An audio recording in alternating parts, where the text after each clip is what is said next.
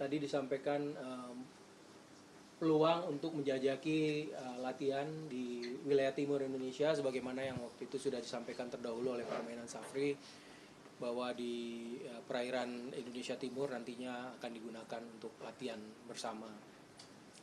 Salah satu isu juga yang diangkat adalah tentang Ikatan Alumni Pertahanan yang memang disepakati oleh kedua pejabat bahwa merupakan salah satu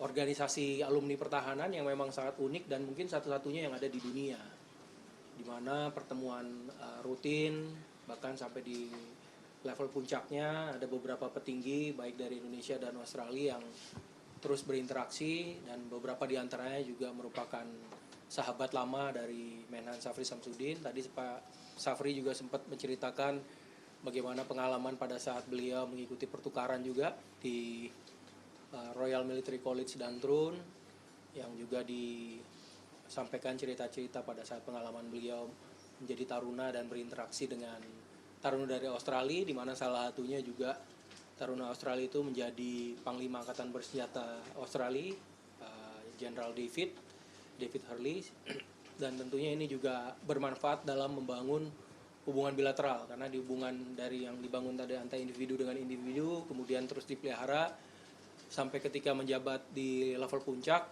ini juga berkontribusi dalam penguatan hubungan pertahanan antar kedua negara. Dan tadi juga sempat diupdate beberapa kegiatan yang memang sudah dilakukan, salah satunya misi kemanusiaan yang juga dilakukan oleh Indonesia di Papua Nugini beberapa waktu lalu dengan mengirimkan kapal rumah sakit, kegiatan bakti sosial di sana, termasuk juga beberapa rencana kegiatan dan apa yang sudah dilakukan Indonesia termasuk dalam konteks melakukan misi kemanusiaan, termasuk di Gaza, Palestina dengan misi tim medis, termasuk juga beberapa mahasiswa Palestina yang memang sudah dikuliahkan di Unhan, yang memang dimulai pada saat Pak Presiden Prabowo menjabat sebagai Menhan sampai dengan saat ini masih dilanjutkan. Itu tadi disampaikan juga oleh Pak Menhan Safri Samsudin kepada Panglima Angkatan Bersenjata Australia, Laksamana David Johnston. Pak, itu mungkin yang bisa saya sampaikan. Ada isu Laut Cina Selatan? Tadi tidak ada ya, fokusnya bagaimana penguatan hubungan bilateral pertahanan, termasuk bagaimana meningkatkan aktivitas kerjasama yang harapannya tadi yang saya sampaikan. Jadi membangunnya bukan hanya dari hubungan antar individu, antara prajurit dengan prajurit, tapi juga nantinya menjadi fondasi sampai dengan di level antara institusi dan institusi.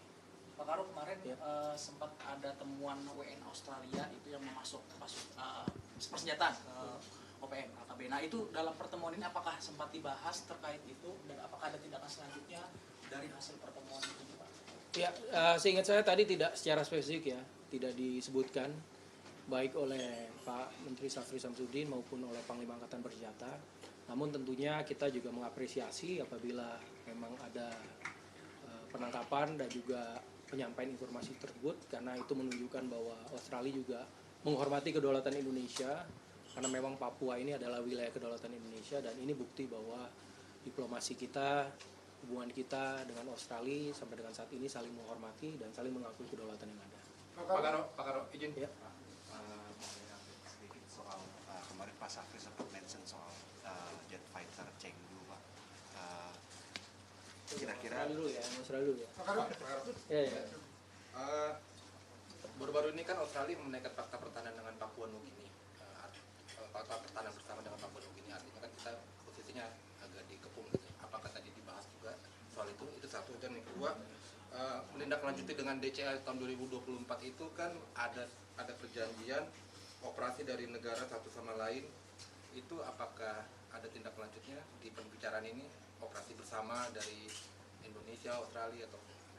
Ya, jadi terkait Papua Nugini tadi memang dibahas dalam konteks mengupdate apa yang sudah dilakukan dan memang memahami bahwa Papua Nugini sebagai negara tetangga kita, sehingga tadi Pak Menhan Safri juga menyampaikan misi kemanusiaan yang dilakukan beberapa waktu lalu, di mana melalui bakti sosial kesehatan kita mengirim satu kapal rumah sakit ke sana.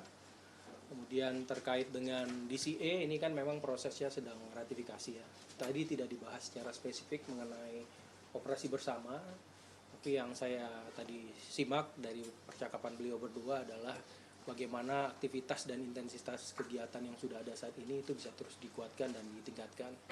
Dan tadi Pak Panglima Angkatan Bersenjata juga berharap bisa mengundang kembali Pak Menan Safri berkunjung ke Australia, dan memang tentunya kalau kita lihat kan beberapa waktu lalu juga Perdana Menteri Australia sudah berkunjung juga ke Indonesia, dan ini merupakan sinyal yang kuat hubungan diplomasi antara Indonesia dengan Australia di bawah kepemerintahan Presiden Prabowo, dan juga dalam konteks pertahanan di bawah kepemimpinan Pak Menan Safri Samsudin. Itu mungkin ya. Terakhir ya. Kan Indonesia lagi gencar-gencarnya modernisasi alutsista dan juga baru-baru ini kita nambah banyak batalion. Apakah hal tersebut dianggap Australia sebagai ancaman, Pak? Apakah ada obrolan terkait hal itu, Indonesia diingatkan dan lain sebagainya? Kalau kekhawatiran tidak ada ya. Tadi memang Pak Menhan hanya menyampaikan bahwa saat ini memang pembangunan yang ada adalah selain untuk meyakinkan postur kekuatan, juga untuk dalam konteks humanitarian, dalam konteks pembangunan, dan tentunya yang lebih pahamkan adalah kepentingan nasionalnya adalah Indonesia sendiri. Tapi tadi disampaikan oleh Pak Menan Safri bahwa Indonesia akan terus selalu berupaya yang terbaik berkontribusi terhadap stabilitas maupun perdamaian di kawasan, dan juga termasuk juga dalam beberapa misi kemanusiaan di mana Indonesia berkontribusi dalam misi perdamaian dunia, termasuk dengan rencana proyeksi ke depan di Gaza Palestina, dan itu diapresiasi sebagai bentuk kontribusi Indonesia untuk terus berkiprah dalam menjaga perdamaian dunia. Itu mungkin ya. Terima kasih teman-teman semuanya. Chengdu, Pak. Iya, thank you, Pak. Iya, kemarin pernyataan Pak Safri cuma mengudara di Jakarta itu. Apakah tunggu aja, tunggu tanggal mainnya ya.